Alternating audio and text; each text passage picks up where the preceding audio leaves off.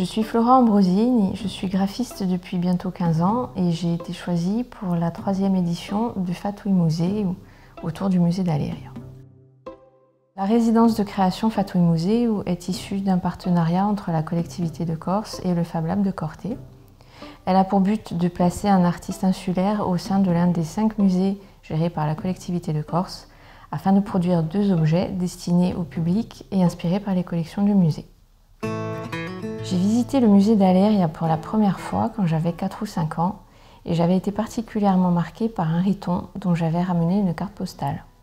30 ans plus tard, je suis de retour pour redécouvrir les collections d'objets antiques qui inspireront mes créations. Ce qui me frappe immédiatement, c'est la grande richesse iconographique des vases, des lampes à huile, des petites fioles, qui sont tous ornés de frises géométriques ou encore de représentations de scènes de la vie d'alors, ainsi que d'animaux et de végétaux. Il y a également de nombreux bijoux au style très actuel qui attirent mon attention. Ma toute première idée lors de ma candidature à cette résidence était de créer un verre à vin en céramique et décoré de frises. Le thème du vin est donc la première piste que j'explore lors de mes premières recherches. Après avoir fait un relevé de l'iconographie des objets du musée, je transpose notamment les frises géométriques sur des sous-verres et des marqueurs de verre. Des motifs plus enfantins tels que la chouette et des empreintes d'animaux m'inspirent des petits médaillons à porter en bracelet. Avec Adobe Illustrator, je mets en place tous ces éléments et je recrée notamment des spirales issues de vases qui seront l'idée de base pour des boucles d'oreilles. J'entame ensuite une réflexion autour des matériaux à employer et qui doivent avoir du sens et un lien avec Aléria.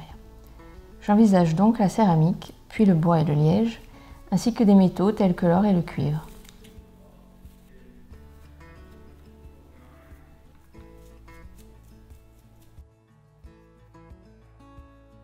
Niveau textile, j'oriente mes recherches sur le cuir végétal et je découvre qu'une entreprise italienne a créé un cuir de raisin.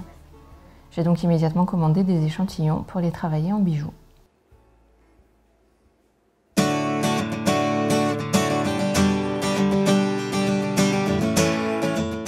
La résidence de création est rythmée par la réunion hebdomadaire où je retrouve l'équipe du Fab Lab, les responsables du musée d'Aléria et de la direction du patrimoine. Grâce à ces réunions, les projets sont affinés, certains écartés. On décide de leur prix et de leur cible. Cela permet de nourrir le projet et surtout d'avoir un regard extérieur. Les projets retenus sont une paire de boucles d'oreilles, un bracelet, un médaillon pour enfants et un verre en céramique.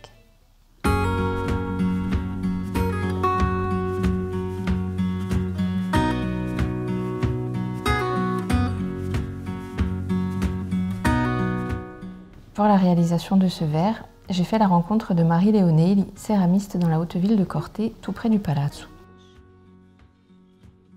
Cette rencontre m'a permis d'échanger directement avec l'artisan et de prendre en compte les contraintes techniques induites par la matière.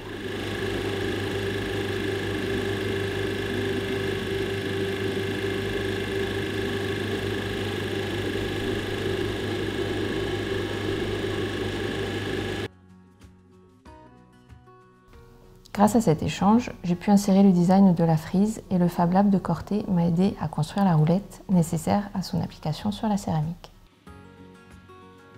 L'avantage du Fab Lab, c'est qu'on y fait des rencontres qui nous aident à un moment ou un autre de notre projet.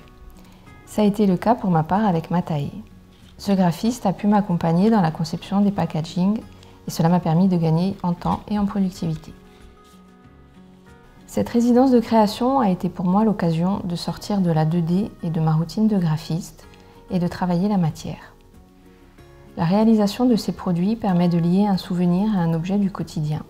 Et qui sait, peut-être que dans 30 ans, une jeune femme se baladera dans le musée d'Aléria et repensera à son médaillon de chouette comme moi et ma carte postale du Riton.